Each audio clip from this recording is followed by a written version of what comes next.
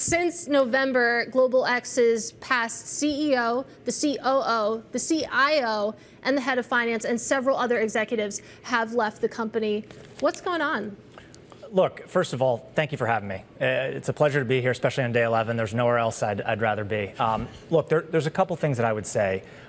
First of all, turnover is, in my view, a natural part of any leadership transition. From our perspective, this is going to allow us to do a couple of things. One, we have a very deep bench as it relates to the DNA of ETF people at Global X and giving opportunities to folks to step up and really help take us to the next level. The second thing that we'll be able to do is where we need to, we'll inject external talent to help us get to the next level. So I think that's an important point to make. And the final thing that I would say is it's not just about the people, it's about the platform and the business performance. And from our perspective, we feel as though our business has never been stronger. Just hit an all-time high in terms of AUM, crossing the $47 billion mark. We have, on a flow basis, eclipsed this year all of our flows combined from last year so far this year. So feeling pretty good about where we're at, and we're going to continue to take this platform to new highs. I do think some observers would say this is more than typical turnover when it comes to a leadership or an executive transition, given all the folks that Katie just mentioned. What would you say to those folks, and to what extent, I know you just mentioned some flows, but to what extent are you concerned about this type of turnover dissuading folks from investing with the company? What I would say is I have, in the time that I've been at Global X, been absolutely impressed and blown away by the team that we have internally. I have a ton of confidence in all of our folks.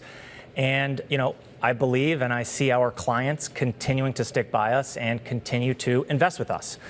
So from our perspective, really excited about the platform, feel as though the team we've got is the right one, and where we need, we can augment that team.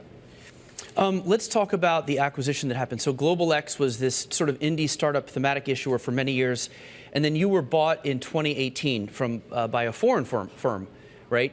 So you're bought in 2018, and we look at the flows over the last 10 years. Word on the street is they were unhappy with the flows after 2021. But the thing is, you guys took in $21 billion that year, which wasn't a great year, but everybody had a great year. It was 2021. Everything was up a lot.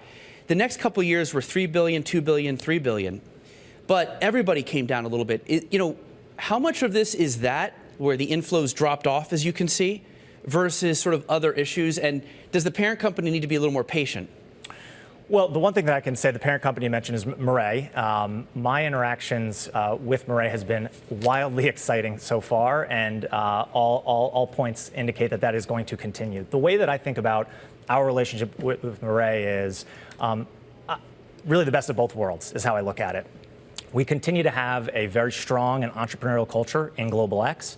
However, we have the backing of a big, broad, global asset manager, which, by the way, is an ETF company. Global assets under management in Murray are roughly $120 billion. There's not a ton of $100 billion plus ETF managers out there. The things that they bring to us, I think, is going to help us to continue to scale and grow over time. So I'm excited about that, Eric.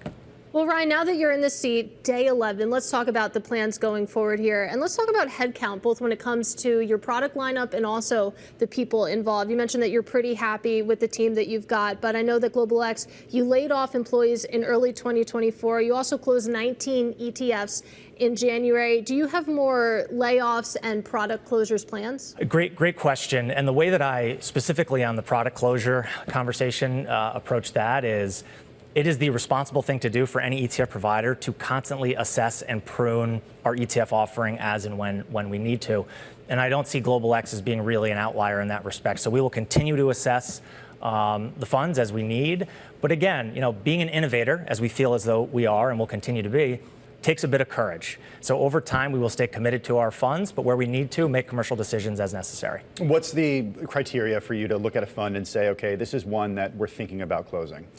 The way that I have thought about that and the way that we've spoken about it internally tends to be in timing increments, similar to how many of our clients think about it. So doing a deep dive assessment at the 1, 3, 5 year and beyond mark is kind of how we have framed the product management component of it. But the other way that I would answer that is we're constantly evaluating based off of what our clients need and look to for us. So that's how we would think about that. Okay, one place where I think you might have dropped the ball a little is QYLD. Even though it is your biggest ETF, this is a covered call ETF. Correct. Came out 10 years ago. All of a sudden, JP Morgan comes out, calls it equity premium income, and it takes off. Same thing. Now, you've gotten a little bit, but they got so much. How much is that sort of annoying you, and how much are you putting into the sort of trying to get revenge on them with the covered call ETF? So the way that I would think about that category is I love to see that category grow in the way that it has. I really do. I would make the distinction, though, Eric, around the idea of an active strategy versus a passive strategy. And be clear, our strategy is passive. So in our conversations with customers that do want the specific passive exposure, QILD, we still feel like is a very, very good option there. So first point is love to actually see the growth in the category. Second point is we feel like we're going to continue to participate in that growth. And then the third point is you will see us continue to innovate within that category. So more to come there. Well, speaking of more to come when it comes to the product lineup, something I'm wondering about is when I think Global X, I think thematic funds, for example. That's really your bread and butter, what you're known for. But with, of course, this turnover, this shakeup, of course, you're newly installed. Is the strategy going to change? Is Global X still going to be primarily a thematic shop? So the way that I see our thematic expertise, I completely agree with you. I see our thematic expertise as being broader than that, frankly. You are going to see us continue to innovate, not only in thematic space, but beyond. Eric mentioned income. There's a number of sources of disruption there. I think from a thematic perspective, we have got a first mover advantage, and many of these segments that Eric has already highlighted have had some success this year.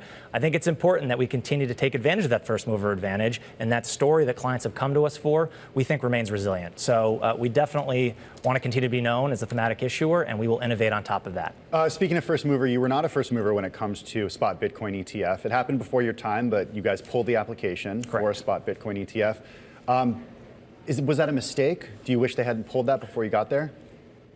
The view around that and the way that played out, to me, makes a ton of sense relative to how we thought about our product offering and ultimately our business, which is one around, I've used the word innovation. The other word I will use is differentiation.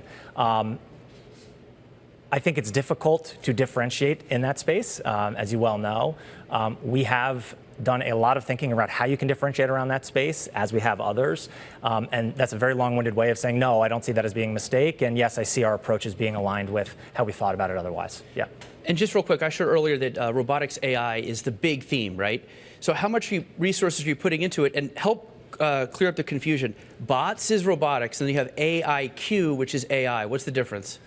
So AI is something that we talk a lot about, of course, not just from a fund perspective, but from a business perspective. And the one thing that I would hone in on AIQ is we have the only pure play AI fund, which is over $1 billion. So from our perspective, to answer the first question, Eric, we are spending a lot of time thinking about it, talking about it, and amplifying that message to our clients. And we see that trend continuing to persist.